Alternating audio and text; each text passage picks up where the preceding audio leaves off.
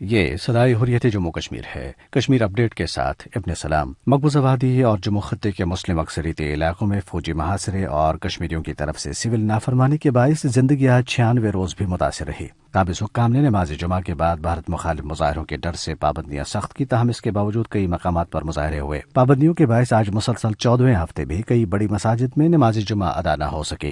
دریں اثنا شدید برف باری کی وجہ سے پابندیوں میں جھگڑے لوگوں کی مشکلات میں مزید اضافہ ہو گیا ہے۔ ہائی ویز پر سینکڑوں گاڑیاں پھنس گئیں، جبکہ مختلف حادثات میں 2 بھارتی فوجی ہلاک اور 5 کشمیری جاں بحق ہو گئے۔ لندن میں اسٹریٹجک ماہرین نے عالمی برادری پر زور دیا ہے کہ وہ مقبوضہ کشمیر میں تناؤ کو ختم کرنے میں اپنا کردار ادا کرے۔ ایک مباحثے کے دوران ان ماہرین نے کشمیر کی خصوصی حیثیت کے منسوخی پر کہا ہے کہ ہم ایک بڑے بحران کی لپیٹ میں ہیں اور عالمی برادری کو اس مسئلے کا پرامن حل تلاش کرنے کے لیے مداخلت کرنا ہوگی۔ دوسری طرف یورپی یونین کے اقتصادی اور عالمی مسائل کے ڈپٹی سیکرٹری جنرل کرسٹن لیفلر نے کہا ہے کہ انہیں کشمیریوں کے بنیادی حقوق کے حوالے سے سخت تشویش ہے۔ نئی دلی میں ایک تقریب سے خطاب میں انہوں نے کہا ہے کہ مقبوضہ کشمیر کی صورتحال اب بھی ابتر ہے۔ انہوں نے یورپی پارلیمنٹ کے کچھ اراکان کے مقبوضہ کشمیر کے حالیہ دورے پر سخت حیرت کا اظہار کرتے ہوئے کہا ہے کہ یہ دورہ مروجہ طریقہ کار سے ہٹ کر کرایا گیا۔ وزیر اعظم آزاد جموں کشمیر راجہ فاروق حیدر خان نے کہا ہے کہ شہدائے جموں نے اپنے خون سے تحریک آزادی کشمیر کی شمع روشن کی۔ برسلز میں ایک سیمینار سے خطاب کرتے ہوئے انہوں نے کہا ہے کہ کشمیریوں کی 70 سالہ تاریخ قربانیوں سے بھری پڑی ہے اور کشمیر کے لوگ آج بھی قربانیاں دے رہے ہیں۔ اپ ڈیٹ ختم ہوا۔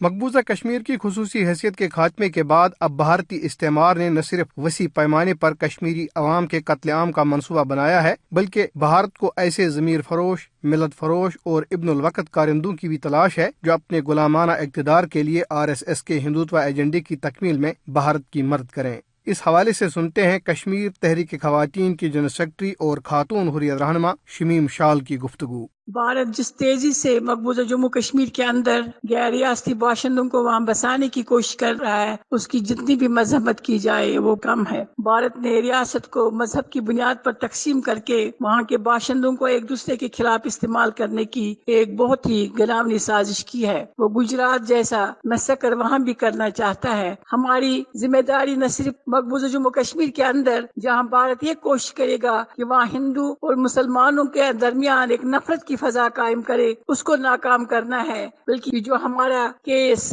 حق پر مبنی ہے اور اس پرامن جدوجہد کے لیے تمام راستے اختیار کرنے ہیں جو ہماری منزل کے قریب ہوں گے انشاءاللہ، اور ہم کامیاب ہوں گے۔ اپنی قوم کے ساتھ غداری کرنے والوں پر دشمن بھی بھروسہ نہیں کرتا اور مقصد پورا ہونے پر ان کو نشان عبرت بنا دیا جاتا ہے۔ میر قاسم اور میر جعفر کی مثالیں ہمارے سامنے ہیں۔